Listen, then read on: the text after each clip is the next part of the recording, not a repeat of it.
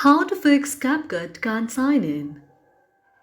If any day any of you are a CapCut user and you're not being able to sign in the CapCut and you are quite frustrated but you do not know how to do the following steps and just follow it, just follow the following steps.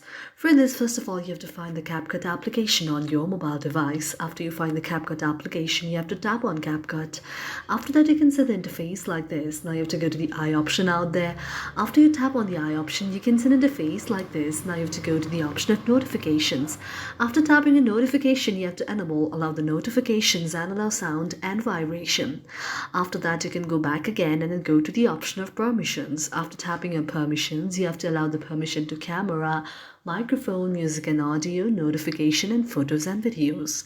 After that, you can go back again and then go to the option of set as default. After tapping on set as default, you have to enable, open the supported links and then go back again. After going back, now you have to go to the option of storage.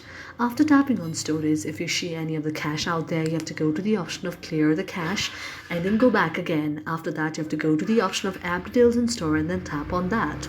After you tap on app details and store, you can see an interface like this. Now if you see the option of update out there, you can update your application by tapping on the option of update, and after you update your very application, you have to wait for a while until it reaches 100% and after it's updated, now you can see that your very problem will be solved.